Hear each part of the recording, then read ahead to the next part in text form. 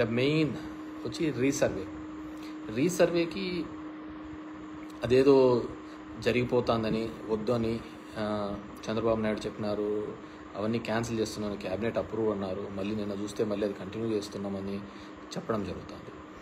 రీసర్వేకి సంబంధించి నిర్మలా సీతారామన్ తన బడ్జెట్ స్పీచ్లో కూడా చెప్పడం జరిగింది. ఇవి కొన్ని రిఫార్మ్స్ తీసుకొని రాకపోతే కష్టమని, పట్టణ ప్రాంతాల్లో అయితే జిఐఎస్ అని, జియోగ్రఫికల్ ఇండికేషన్ సిస్టమ్ అని, ఇక్కడైతే రీసర్వే అని, టైటిలింగ్ యాక్ట్ అని ఇలాంటివి తీసుకొని రావాలని, అప్పుడైతేనే మేము కొద్దిగా లోన్స్ ఇవ్వగలుగుతామనే పద్ధతిలో వాళ్ళు మాట్లాడడం జరిగింది. సో ఎందుకు నేను చెప్తున్నానంటే, ఉదాహరణకు మా అనంతపూర్ జిల్లా లాంటి జిల్లాల్లో సర్వే నెంబర్ 50 ఉదాహరణకు ఉంటే ఆ 50లో ఉండాల్సినది 70 ఎకరాల ఎక్స్టెంట్ అయితే 150 ఎకరాలకు పాస్బుక్లు ఉంటాయి. దాంట్లో ఎవడు భూమి మీద ఉన్నాడో, ఎవడు బ్యాంకు లోన్ కోసం దొంగ పాస్బుక్లు పెట్టుకున్నాడో కూడా ఎవరికి తెలియదు. ఆ విధంగా మా జిల్లాలో దగ్గర 25 లక్షల ఎకరాలకు ల్యాండ్ కంటే ఎక్కువ పాస్బుక్స్ ఉన్నాయి. అవన్నీ ఫిల్టర్ కావాలి, అవన్నీ క్లియర్ కావాలంటే ఖచ్చితంగా రీసర్వే తప్ప వేరే దారే లేదు. అది 100 years బ్యాక్ మనకు ఒకసారి రీసర్వే జరిగింది బ్రిటిష్ కాలంలో, మళ్ళీ ఇప్పుడు రీసర్వే జరుగుతుంది. అంటే భూమి ఎంతైతే ఉన్నామో, ఫీల్డ్ లెవెల్లో ఎంతైతే భూమి ఉంటుందో వాటిని గుర్తించి చేయడం. కానీ పొలిటికల్గా వాడుకొని వాటిని ఆ విధంగా చేయకూడదు, రీసర్వే అనేది నిలిపేస్తాము, దీనివల్ల అందరికీ ఇదని, మీ భూములన్నీ జగన్మోహన్ రెడ్డి తీసేసుకుంటాడని ఒక నెగిటివ్ ప్రచారం అయితే మొదలు పెట్టడం జరిగింది. ఏ విధంగా తీసుకుంటాడు జగన్మోహన్ రెడ్డి? పేదలకు ఇచ్చిన భూములే రిజిస్ట్రేషన్ చేసి ఇచ్చినాడు. అలాంటిది ఏ విధంగా తీసుకుంటాడు అనేది కూడా ఆలోచించలేరు అనుకుంటే డెఫినెట్గా నిజం నోరు దాటే లోపల అబద్ధం ఊరంతా చుట్టేసుకొని వచ్చినట్టు జరగాల్సిన నష్టం జరిగిందనేది అందరి యొక్క భావన. కానీ రీసర్వే లాంటివి డెఫినెట్గా ఇట్స్ అ రిఫార్మ్, అలాంటివి జరిగే తీరాలి.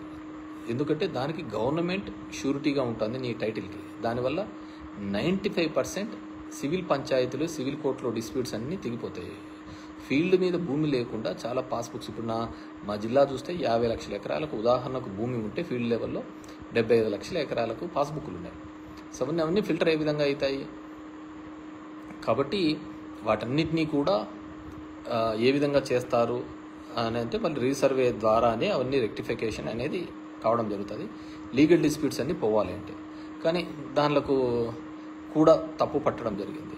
సో అందుకే నేను చెప్తున్నాను కదా, ఏమేమి చెప్పారు, ఏదేది చెప్పారు, ఇవన్నిటినీ కూడా అందరము కూడా పొలిటికల్, సరే ప్రజలకు ఆవేదన ఉండేది ఉంటుంది. సో నాకు అది చూస్తున్నప్పుడు ఈ ప్రస్థానం సినిమాలో సాయి కుమార్ డైలాగ్ గుర్తుకొస్తుంది, ప్రతి మనిషిని కదిలించేది ఒక ఆశ ఒక్కటే అని.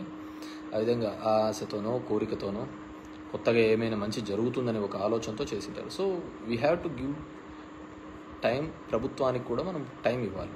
టైం ఇచ్చిన తర్వాత వాళ్ళు కన్నా ఈ ఇయర్లో కూడా చేయలేకపోతే సరే, ఒక ఫైనాన్షియల్ ఇయర్ అంతా అయిపోయినా కానీ నువ్వు చేస్తూ ఉన్న హామీలు ఏమైనాయి, సంపద సృష్టిస్తానని. ఇప్పుడు అమరావతి అనే దాంట్లో ఒక్కొరికి ఒక కన్ఫ్యూజన్ అనేది, కొంతమంది లోన్ అంటారు, కొంతమంది గ్రాంట్ అంటారు, కొంతమంది మేము చూసుకుంటామని చెప్పేసి ఫైనాన్స్ మినిస్టర్ మేము అని చెప్పి లోన్ కిందకి వస్తుంది. డిఫరెంట్ బ్యాంకింగ్ సెక్టర్, ఏఏబి కావచ్చు, ఎక్స్టర్నల్ ఎయిడెడ్ బ్యాంక్ ఈఏబి గురించి కావచ్చు, వరల్డ్ బ్యాంక్ గురించి కావచ్చు, డిఫరెంట్ బ్యాంక్స్ నుంచి ఇప్పిస్తాము అని అన్నారు. మరి అది ఏ విధంగా ఇప్పిస్తారనేది ఇంకా ఇంతవరకు గైడ్లైన్స్ రాలేదు.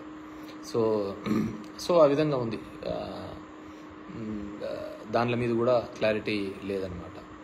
సో ఓవరాల్గా we have to give, because మనకు చేస్తామనేది ఎటువంటి ట్యాక్సేషన్ లేకుండా, కొత్తగా ట్యాక్సులు విధించకుండా, పెంచిన కరెంటు ఛార్జీలు తగ్గిస్తామని, పెరిగిన ఛార్జీలు తగ్గించి, ఎటువంటి ట్యాక్స్ లేకుండా సంపద సృష్టించి వాటి ద్వారా పథకాలు ఇస్తామని చెప్పేసి.